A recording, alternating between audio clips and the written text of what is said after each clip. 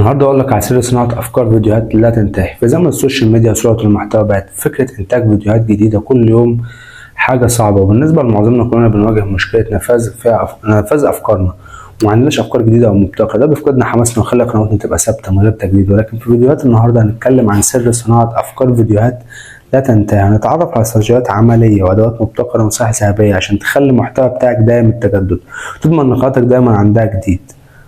أنا محمد عبد الحميد، وفي الفيديو ده هكشف لك أسرار من تجارب شخصية ونصائح اتعلمتها من كبار في عالم صناعة المحتوى. أول حاجة، فهم مصدر الأفكار وليه بتنفذ. أول نقطة لازم نفهمها إن فكرة المحتوى مش بتطلع من فراغ، كل فكرة بتكون نتيجة تفاعل مع الحياة اليومية، اهتمام بمجال معين، تحليل توجهات السوق. ولكن المشكلة إننا بنقع في نفس الفخ، بنستخدم أفكار اتكررت وبنقلد الآخرين بدل ما نبتكر حاجة جديدة. أسباب نفاذ الأفكار: اعتماد على مصادر غير ملهمة أو غير تقليدية، قلة الاطلاع على المجالات سواء جديدة أو قديمة، اكتساب تجارب متنوعة ده بيضيف كتير ليك، الضغط المستمر والإجهاد الذهني اللي بيخليك تفكر بطريقة روتينية، التحدي الحقيقي وإنك تكتشف طرق جديدة لتوليد الأفكار باستمرار وتفرض محتواك. القسم الثاني، تقنيات وأساليب صناعة الأفكار. أول حاجة لازم تعمل عصف ذهني brainstorming. خصص وقت معين في كل أسبوع للعصف الذهني ده، اقعد مع نفسك أو مع فريق واكتب كل الأفكار مهما كانت عشوائية في البداية. جرب تكنيك العصف الذهني ده بالورقة والقلم، وابدأ اكتب كل حاجة جات في بالك في موضوع معين، وبعد كده نقي أفكارك المهمة دي. استخدم أدوات الذكاء الاصطناعي زي شات جي بي تي اللي بتقدر تساعدك في توليد أفكار جديدة، تكتب سكريبتات أو حتى تطور محتوى بناء على كلمات مفتاحية معينة.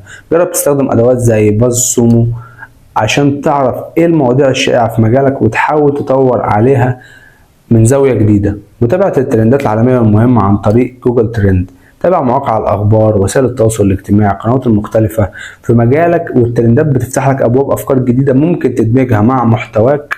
مثلا لو في حد كبير أو تحدي عالمي بيتعلق بمجالك، استخدمه كنقطة انطلاق لصناعة فيديوهاتك. تضمن لك المنافسة، تضمن لك محتوى مميز. جرب محتوى مختلف، ما تخافش من التجربة لو كانت مختلفة تماما عن الأسلوب اللي بتتبعه. التجربة هي الطريق الأمثل لاكتشاف أفكار مبتكرة وتعرف جمهورك إيه اللي بيحبه وإيه اللي مش بيحبه. اعمل فيديوهات تجريبية قصيرة على شكل استبيانات أو تحديات وشوف ردود المشاهدين، ده هيوديك لفين.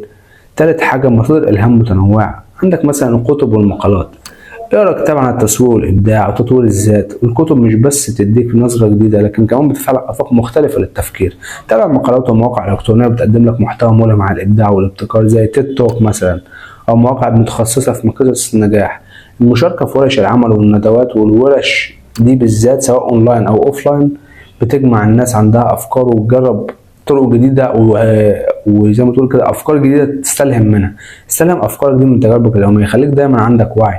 تجاربك الشخصية ممكن تلاقي أفكار، قصص، فيديوهات في منتهى البساطة ولكن في منتهى الفعالية. حتى لو قاعدة مع أصحابك ممكن تكون ملهاش لازمة، بس ممكن تفرق معاك جدا.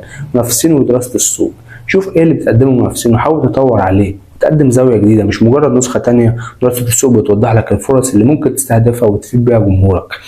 القسم الرابع، ازاي تحول افكارك لمحتوى ناجح اصلا. بعد ما تجمع الافكار ولازم تشتغل على تحويلها لمحتوى فيديو متكامل. طب ازاي؟ كتابة السكريبت. اولا ابدا بكتابة سكريبت مرتب ويكون في مقدمة جذابة، محتوى رئيسي وختمة، وتلخص النقاط الاساسية فيه. استخدم الاسلوب القصصي ده زي لغة عامية بسيطة او حتى تكون قصص بتكون قريبة من قلوب المشاهدين. نظم واعمل ملاحظات دايما على افكارك، سواء استخدمها عن طريق تريلو او جوجل دوكس، وخلي الملاحظات دي دليل لك خلال التصوير او حتى في عمليه المونتاج. بعد كده اهتم جدا لو انت مبتدئ في المونتاج ان انت تصور باقل امكانيات او بامكانيات متاحه ولكن في نفس الوقت جوده عاليه وصوت واضح.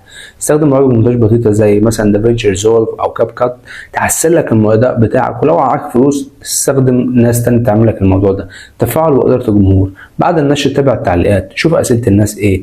اهتم جدا بالمصداقيه واسال الجمهور عن افكارهم وارائهم، واعمل استطلاعات راي بسيطه تساعدك تجمع افكارك وفي نفس الوقت تضيف جديد. خامس حاجه، نصائح لتعزيز الابداع والاستمراريه. استمر في التعلم دايما، ما توقفش. تابع دورات تدريبيه، ورش عمل، محاضرات عن الابداع والتسويق الرقمي. العلم والمعرفه والمفتاح لتجديد افكارك. بعد كده جدول وقتك، خصص وقت اسبوع للتفكير والابداع بعيدا عن اي حاجه تاني حتى لو كانت مجرد 5 دقائق يوميا. الاستمراريه في التفاعل مع افكار بتكون سبب رئيسي في تجديد محتواك. استلهم من الاخرين، تابع قنواتهم مثلا المصادر الالهاميه، تفاعل مع مجتمع صناعه المحتوى في مصر او بره مصر. مشاركه الافكار مع الاخرين بتفتح لك دايما افاق جديده وافكار ما بتوقفش.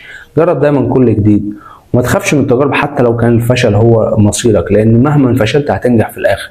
ابداع كل تجربه وكل فكره بتكتسبها هي اضافه ليك. سر صناعه افكار فيديوهات لا تنتهي والاستمراريه فقط. ادوات المصادر بتجرب كل يوم بتساعدك تخلق محتوى جديد ومثير. لو قدرت تدمج بين التخطيط الجيد واستخدام التقنيات الحديثه والتعلم المستمر في تجاربك وتحدياتك اليوميه، هتلاقي نفسك دايما في المقدمه، وهتجدد محتواك وتستعيد كمان خبرتك وتكتسب كل يوم خبره عن اليوم اللي قبله، وهتقدر ان انت تحسن محتواك بشكل كبير جدا. لو عجبك الفيديو واستفدت ما تنساش تدوس اللايك والشير، وشاركنا في التعليقات افكارك واتجاهاتك في صناعه المحتوى. شكرا لمتابعتكم، استنونا في فيديوهات جديده وغوص فيها اكتر في عالم صناعه المحتوى والعالم الرقمي. لو عجبك النوع ده من المحتوى عايز تشاركنا باي افكار ليك سيب لنا في التعليقات. وبس كده، سلام.